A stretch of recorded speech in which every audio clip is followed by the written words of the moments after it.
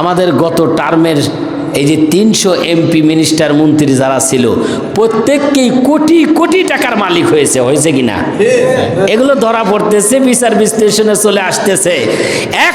একজন 100 কোটি টাকা না, 400 কোটি টাকা, মানে 58,000 কোটি টাকার মালিক হলো আপনার সালমান, কি নাম?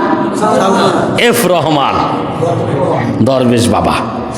একবার দাড়ি কাটে, আবার দাড়ি রাখে, এখন আবার দাড়ি রাখছে। আর নৌকায় উঠে দাড়ি কেটে ফেলে দিয়েছিল। খবরদার, এরকম হওয়া যাবে না। একটা বাড়ির পিয়ন, সেও 400 কোটি টাকার মালিক। বাড়ির মালিক যদি বলে আমার পিয়ন 400 কোটি টাকার মালিক, তাহলে কি আর মিথ্যা হবে? মিথ্যা হবে না।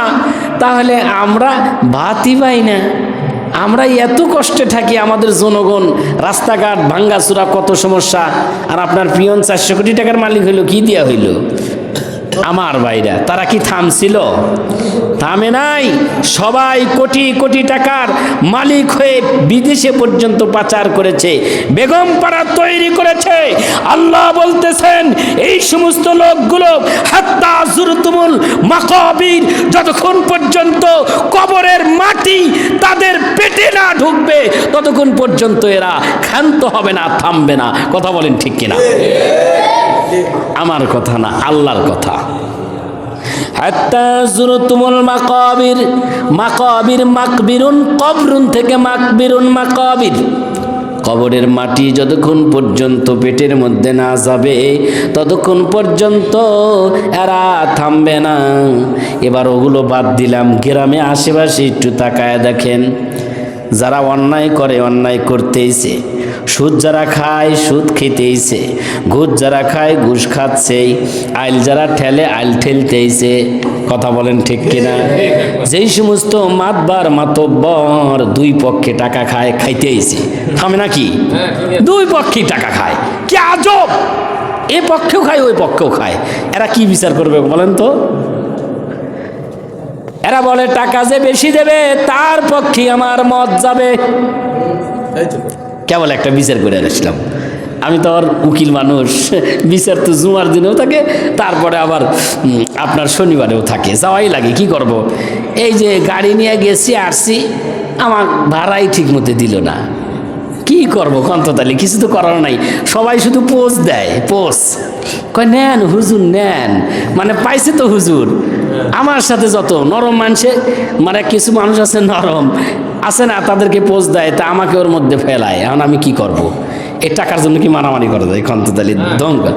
আমি বিভিন্ন জায়গায় ওয়াজ নসিহতে যাই, আপনাদের হুজুর তো এই জন্য বলতেছি, বিভিন্ন জায়গায় ওয়াজ নসিহতে যাই, গাড়ি নিয়েই তো যাই, টাকা চাই না, এসে সেরা এমন কিছু দেয়। আমার গাড়ি ভাড়া অনেক সময়, কয়েকদিন আগে গেছি আমি বয়লা, একটা নোয়া গাড়ি নিয়ে গেছি, সেই জায়গায় টাকা দিয়েছে 2000। কন্ততালি কি করব আমি? আমার গাড়ি ভাড়া হয়েছে না। তা আমি একটু নিয়ত করছিলাম যে টাকাটা দেবে পকেটে রাখবো, একটু খালেজ বান্দা বেশি হইতে চাইছিলাম, কিন্তু দেখি যে না, খালেজ হলে তো পকেটে ওঠে না। তো এটা হলো অন্যায়, এটা আবার আলাদা জিনিস। তো আমি নিয়ত করছি যে না, চাবো না, তবে যেখানে খরচ কম দেবে, দেখি যে লস, সেইখানে চাবো। কি বলেন? সেই জায়গায় চাবো আর কি, যে আমার তো লস যাচ্ছে। কিন্তু আমি যেটা বলতেছি যে আপনার মাতব্বররা দুই পক্ষেই টাকা খায় কেমনে? এরা আসলে আল্লাহ বলতেছেন, এদের পেটে কবরের মাটি না যাওয়া পর্যন্ত এরা এ অভ্যাস ছাড়বে না, এ অভ্যাস থেকেই যাবে। আবার মাথায় টুপিও দেয়, আবার মনে করবে যে নামাজও পড়ে। কি আশ্চর্য! আমার মসজিদের কাছে, এই যে আমি যেখানে থাকি শহরে, একজন সুদওয়ালা আছে। সুদ মানে 1100 টাকা নেয়, সুদ হইল না 1100 টাকা, সপ্তাহে 100, আবার মাসে যে কয়শো আমি হিসাব জানি না। এ 5 ওয়াক্ত নামাজ পড়ে, গেঞ্জি গায়ে দিয়ে আসে। আমি বলি যে গেঞ্জি গায়ে দিয়ে আসেন কেন? কয় হুজুর আমার এটাই ভালো লাগে। তাই আমি বলি যে আপনার তো এটাই ভালো লাগবে, এটা ছাড়া তো আরও অনেক কিছু আপনার যে ভালো লাগে। আর মিটমিট করে হাসে, কোনো অনুভূতি নাই। সুদ খাওয়ার সর্বনিম্ন গুনাহ হলো মায়ের সাথে জেনা করা, নাউজুবিল্লাহ বলেন। আর 36টা কবিরা গুনাহ। কয়টা কবিরা গুনাহ? এর মধ্যে সর্বনিম্ন গুনাহ হলো মায়ের সাথে জেনা করা, নাউজুবিল্লাহ বলেন। আর মিটমিট করে হাসে, বদমাই সেগুলো। সুদ খাও, লজ্জা করে না? যেই সুদ খাওয়া আল্লাহ কোরআনে বলেছেন বিহারবিম মিনাল্লাহি বিহারবিম কিতাব বিহারবিম মিনাল্লাহি ওয়া রাসূলিহি, যারা সুদ খাবে তারা আল্লাহ এবং আল্লাহ রাসূলের সাথে যুদ্ধ ঘোষণা করে দিল। নাউজুবিল্লাহ বলেন। কার কথা? বিহারবিম মিনাল্লাহি ওয়া রাসূলিহি। হারব মানে যুদ্ধ ঘোষণা করে দেওয়া, মিনাল্লাহি আল্লাহর সাথে, ওয়া রাসূলিহি রাসূলের সাথে। আপনারা বলেন তো আল্লাহ আর আল্লাহ রাসূলের সাথে কি যুদ্ধ ঘোষণা করে দিতে পারবেন? না। সাহস আছে আপনাদের? আল্লাহ নিজে বলতেছেন যারা সুদ খায় তারা সুদ খাইল না, বরং আল্লাহ রাসূলের সাথে যুদ্ধ ঘোষণা করে দিল। এই জন্য যারা সুদ খাবে তাদেরকে জুতা পেটা করবেন। পারবেন? এই ইনশাল্লাহ এই পর্যন্তই, এর বাইরে আর যাবেন না। মানে আর ঠিকই কইছে ইনশাল্লাহ, যদি পায় আল্লাহ যদি চায় তাহলে, নাকি না? চাইতে হবে আপনাদের। যারা সুদ খাবে গণপিটুনি দিবেন। গণপিটুনি বোঝেন তো? গ্রামের সবাই মিলে যদি ওরে ধরেন ও আর সুদ খাবে? আর এ মামলা করলে আমি আছি, টাকা নেব না, আমি ফি নেব না, বলে দিলাম। আপনি একবারে মেরে ফেলাইন না, আবার বিপদে ফেলাইন না, একেবারে মাইরেন না, কিন্তু শাস্তি দিবেন। খবরদার আর সুদ খাবি না। গ্রাম থেকে তোকে একঘেয়ে করে দিলাম, শাস্তি দেওয়ার ব্যবস্থা আছে না নাই?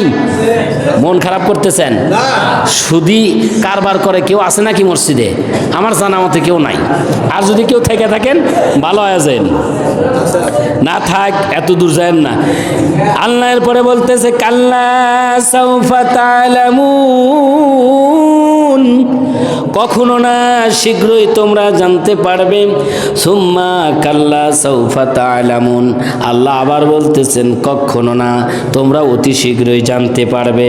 কাল্লা লাউ তা'লামুনা ইলমাল ইয়াকিন, আল্লাহ আবার বলতেছেন কখনো না, যদি তোমরা নিশ্চিত জ্ঞানের ভিত্তিতে এই আচরণের পরিণাম জানতে, তাহলে তোমরা এ ধরনের কাজ করতে না। সুবহানাল্লাহ বলেন। আল্লাহ বলতেছেন তোমরা অচিরেই জানতে পারবে। একবার বলেন নাই, দুইবার বলেছেন তাকিদ দিয়ে। এরপর আল্লাহ বলতেছেন তুমি এই বিষয়ে যদি তোমার জ্ঞান থাকতো, তুমি যে জানতে পারবে এটা যদি তুমি বুঝতে, তাহলে এই ধরনের কাজ তুমি করতে না। কাল্লা লাউ তা'লামুনা ইলমাল ইয়াকিন, তোমার যদি এই ব্যাপারে তুমি যে জানবে এ ব্যাপারে যদি তোমার বিশ্বাস থাকতো, আখিরাত হবে, হিসাব নিকাশ হবে, হাসর নাসর হবে, করায় গুন্ডায় আল্লাহ হাসর নাসরে বিচার করবেন কিয়ামতের দিন, এই বিষয়টা তোমার যদি অন্তরে বিশ্বাস থাকতো, জ্ঞান থাকতো, জানতে, তাহলে এগুলা তুমি কি করতে না। লাতারাবুন্নাল জাহিম, আল্লাহ বলতেছেন অবশ্যই তোমরা জাহান্নাম দেখবেই। কে বলতেছে? লাতারাবুন্নাল জাহিম, লামে তাকিদ নিয়ে আসছেন, লামে তাকিদ। আপনারা আরবি বোঝেন না, কিন্তু ইংরেজিতে বোঝেন। অফকোর্স মানে কি দেখছেন? ইংলিশম্যান সবাই। অফকোর্স, আলবাত্তা, আলবাত্তা মানে অবশ্যই, অফকোর্স অবশ্যই। আরবিতে কি বলে? লা। আরবিতে শুধু একটা লা দিলে অফকোর্স অর্থ হয়ে যায়। লাতারাবুন্না, এই যে লা নিয়ে আসছে।